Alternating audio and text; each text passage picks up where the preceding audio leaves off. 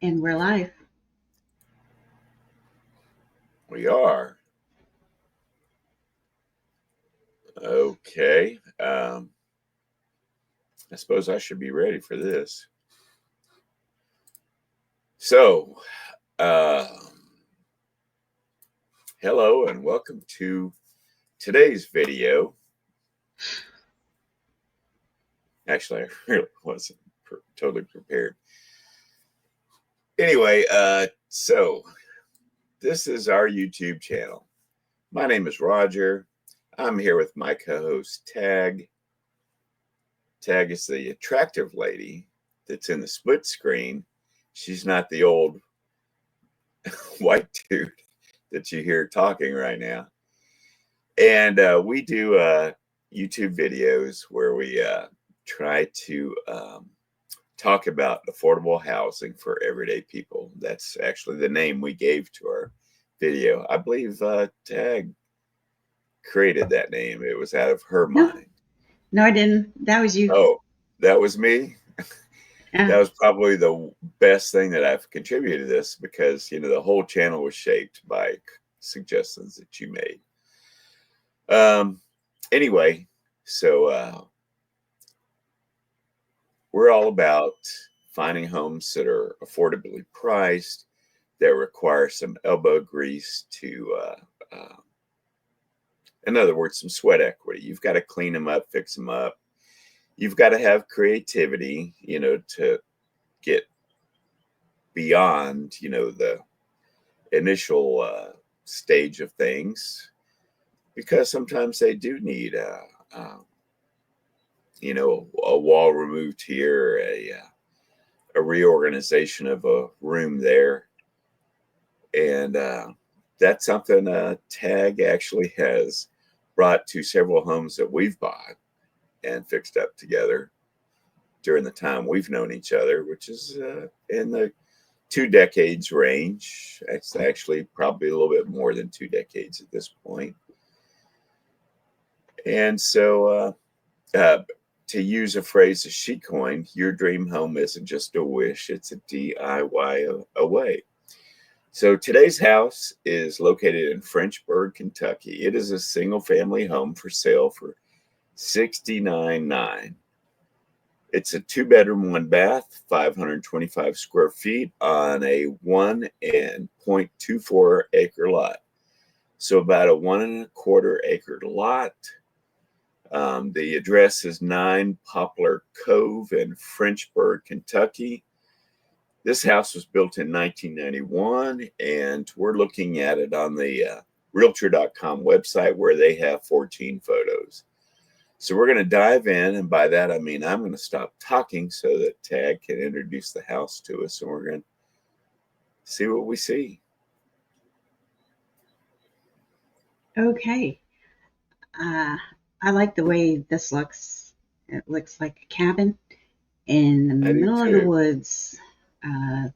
Yeah, that's just so serene and quiet. And excuse me. This looks comfortable. 500 and something square feet. It's just reminds me of a getaway place that you can get away to without having to leave the country. So anyway, I like the fact that it has a porch that pretty much wraps around the front of it. I do see some things that I would want to repair as far as the porch is concerned. It looks like it needs to be refinished. Um, the angles of the photo doesn't do it any justice because you can't really get a good assessment of the age of the wear and tear, natural wear and tear of of the porch. So I just want to keep you in mind that these are photographs, and to get a better perspective, it's just best to set eyes on it and take a real good look around. Take the time to look it over. but I think 69.5. I think that's a really 69.9. great 69.9. I think that's a really good deal. I agree. You're And right. yeah, hmm yeah. So um, I think this just about does it for the exterior picture. Yeah. So let's jump on over. Okay, well, it doesn't look like there's a kitchen photo because I don't see it in the tab. So, oh, well, there it is under bathroom. So, Please do not use your kitchen as a bathroom. yeah, not a good idea. Not a good look. But it looks really, 500 something feet, you're not going to get very much room. So you're going to have to be very creative when it comes to staging a kitchen in such a small space. Yeah. And from what I can tell from these photos is that um, a wall might have to come down. We just don't know what it's separating because the photos doesn't really tell the story of the full picture yet. But hopefully we can discover what the room size is that's leading on to the kitchen to get a better idea of what we can work with. So the bathroom looks nice. It looks like it's been updated and not much room, but It could work. it can work. Yeah, it's doable. And this day and time, be happy you have a bathroom. So we're going to move over here to the bedroom. There's two photos in the bedroom. I believe it's two bedrooms, right? Yes, yes. 2 bedroom, 1 bath. Yeah. Two bedroom, one bath. Okay. So bedroom number one, it looks small.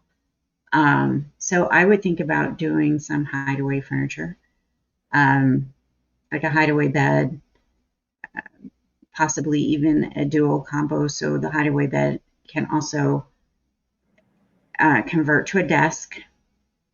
I would find another location for this water heater. In one of the porch photos, it seems like there was an indoor outdoor type of room. I think I would try to find a way to have it connected to In that those room. rooms in that room. Yeah, I would. You can throw a picture over the electrical panel and just try to remember where it is. So when the lights do go out, you can find it. When you got foot breakers. Right. And the same with this room here. I would brighten it up a little bit more. I like the way how the ceiling is done, but I would definitely have some hideaway furniture in here to make it a little bit more spacious. Okay, moving over to the living room, unless you have something to add. No, no. The bedrooms are pretty generic, and uh, you can make your decision when you're there on what stays and what goes. Mhm. A lot of times when we're doing these videos, they require a lot more than what we're seeing here. So um, you could probably just move right in here. Is probably the only thing I want to contribute. But anyway, please go ahead with where you're at with the living room. Okay. Not a fan of the popcorn ceilings, but you don't have that much square footage to try to take it all down and have something flat. I do like the fact that this uh, fireplace, what do you Wood call burning this? stove, maybe. Yeah, Yeah, wood burning stove. I like the fact that the chute is going through the ceiling and not the wall. I think I would actually kind of tile this. Yeah, I would tile this wall because it already has a window and a door. Might as well make it an accent wall um, for any type of sparks or whatever that flies out of this wood burning fireplace.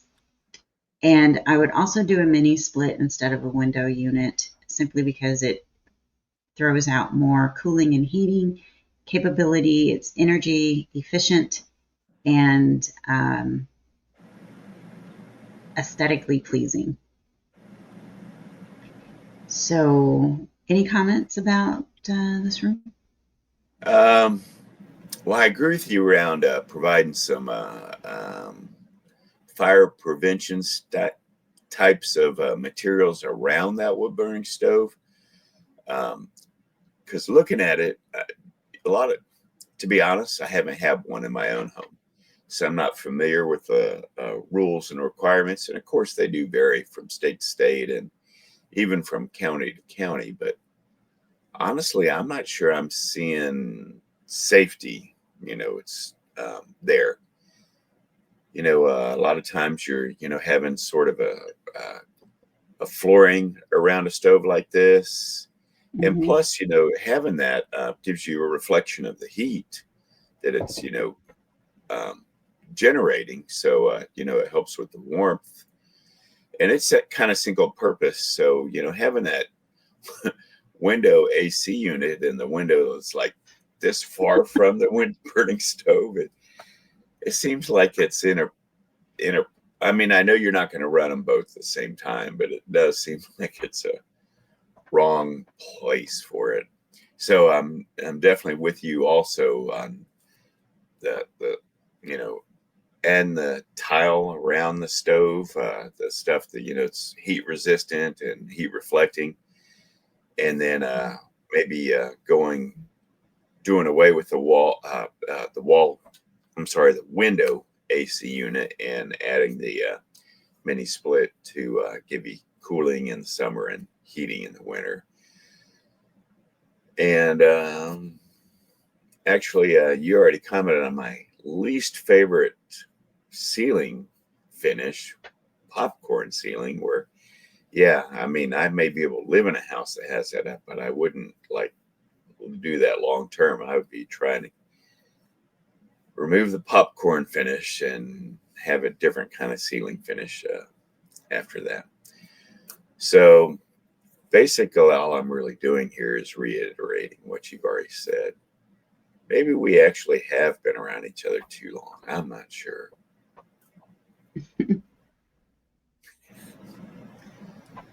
Okay, so Yeah, now we get please say something because I what? need to shut the heck up. And I just had a flashback of a friend I used to socialize with um, about 2 decades ago, and we were removing her popcorn ceiling on top of her dining room table. It Was just this in flashed. It just Texas or yeah. Colorado? It was Texas. Um, Yeah. okay, so I'm thinking the friend that you had in Texas, and then I was wondering if it was her or the friend you had in Denver. No, it was the one in Texas, Pat, which she had this a similar personality like the friend I had in Colorado. Um, so yeah, we got it down eventually after dragging that heavy dining room table across the floor Oh, is that what y'all were in standing different on to spots. scrape? Yeah, Had it yeah. been painted And over or just we were thick? scraping. It was Um, thick. It was thick, and you because know, I'm not sure, but sometimes, they'll have put the popcorn ceiling up and then time goes by, maybe somebody else is in the house and they paint over the popcorn ceiling, which makes it almost impossible to remove. Were yeah. y'all up against that? No, it Oh, wasn't thank painted goodness. over. Yeah, it wasn't painted over, but Thank it was goodness. pretty thick, and so um, you know, several margaritas later, and squirt bottles, and moving that table around, we finally got it done. Yeah, looked good. Well, good deal. Yeah. So anyway, moving on. Enough about that Okay. story. Um, Now we know from this room here, this photo of the room, that the bathroom is on the other side of this wall, which completely makes sense because that's where the plumbing is. The good thing about this home is in the next photo is that it looks like it's raised. So it might not be a problem to reposition the plumbing if you want to tackle the bathroom and the kitchen at the same time, to be able to extend the kitchen by removing the wall and just having the plumbing on the other side of the wall, with a making it a little bit, well, without a photo visual, it is hard to describe. But let's just say we took down the wall that is in between the kitchen and bathroom and rerouted the plumbing on the other side of the wall.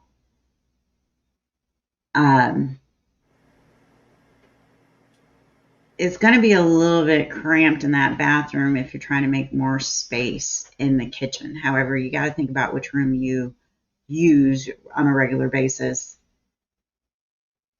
And usually that kitchen is it, multiple people in the kitchen entertaining or whatever. So you would want a wall that you could expand the cabinets. Let me go back up to the first picture here. I get what you're saying. I mean, the bottom line is there's usually only one person in a bathroom at a time, Yeah, unless it's being used for stuff that's not bathroom related.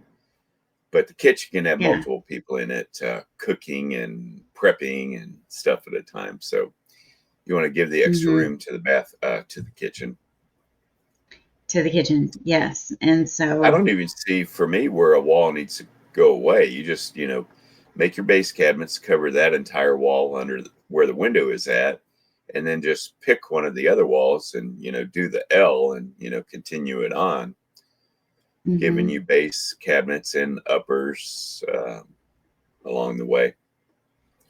But anyway, this, in case it's not already apparent to folks that may be watching this still, um, often our ideas about what to do with a house are wildly different, and we're hoping that mm-hmm. our viewers are able to take something from what I may say, what Tagg may say. Anyway, I'll be quiet now so that you can finish making your point, Tagg. Sorry. Okay. So, the cabinets kind of stick out a little far. So, um, you can do shallow cabinets and just have them built by um, a handyman or someone who is handy with tools, for a custom fit without that heavy price of custom cabinets, and have it fit along this wall, and also create some extra storage up here, like having a floating pantry up here instead of a shelf. That way you can cover your food, because this is in Kentucky. I believe it's close to that national park. Daniel Boone National Forest. Yes, Daniel Boone National Forest. So, um, I would just be leery about having food exposed. Of course, your refrigerator would go here.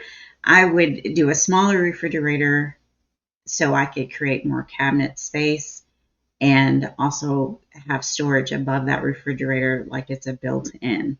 So basically, I would just create a built-in cabinet for that refrigerator.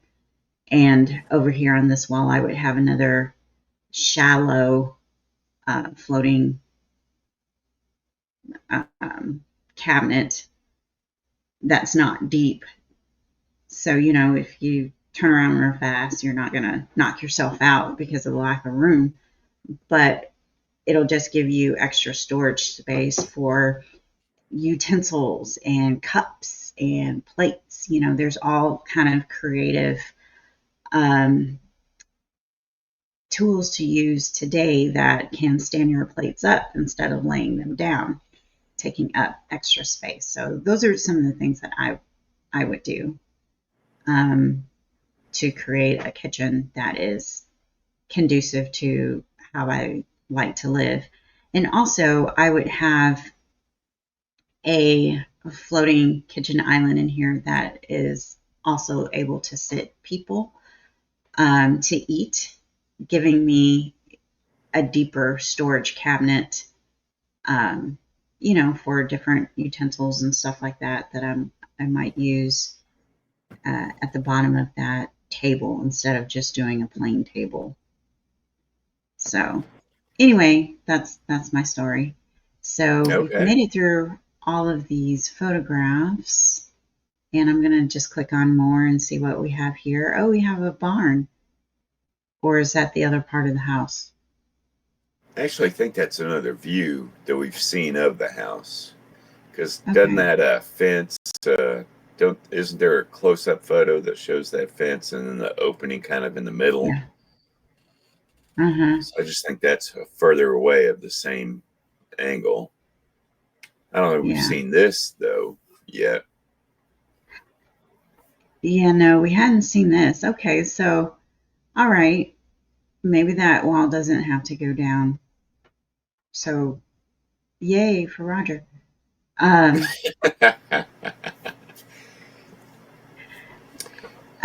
but Yay for there's cheapskates everywhere. there's plenty of room here to create more counter space that you're going to need in the kitchen. And if you extend this just a little bit more, maybe just have like a shallow built in here, you could probably do um, a pantry or a linen closet. It just depends on what your needs are, in my opinion. But Uh-huh. I wouldn't take this down. I would leave this up here because you really don't want your bathroom stepping out onto a main floor like this. But I would extend this out for sanitary purposes. The bathroom is just a little bit too close to the kitchen for my personal taste, and I would want some type of additional separation, even if it's about um, maybe about a foot out. So Okay. just a peace of mind for me. So anyway, let's take a look at the area and see what we got.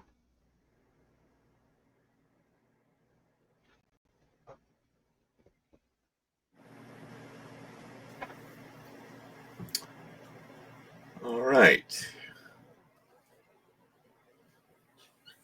Okay, Street View is not available.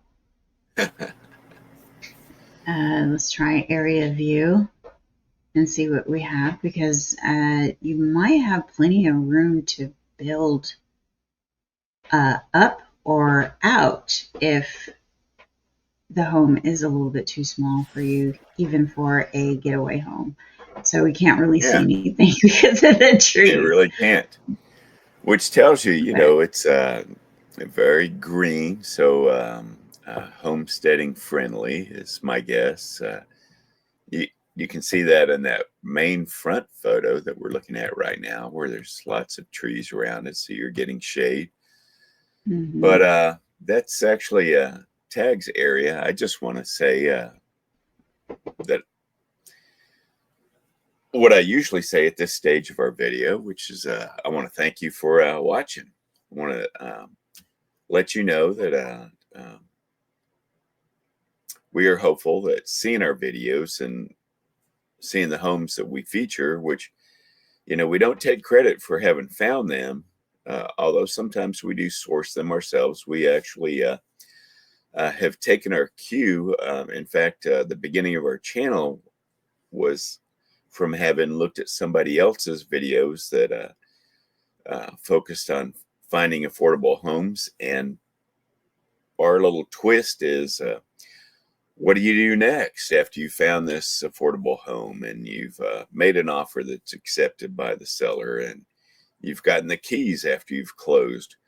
Well, sometimes a wall needs to be moved here, or sometimes The flooring needs to be replaced there. Sometimes you can't get a homeowner's insurance policy because your roof needs to be replaced.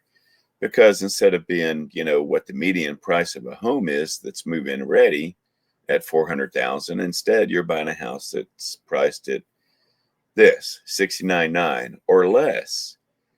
And so going in that you're going to have to either replace the roof or put in a new heating and air conditioning system or putting new plumbing or electric. Sometimes it's all of that. Hopefully it's not, but sometimes it is. And we've been there. We know what that's like. We've rewired a home in one of the places that we bought, which required the local. What am I trying to say here? The local where we had to get a permit at. Permit office? Yeah, those people. We had to get a permit.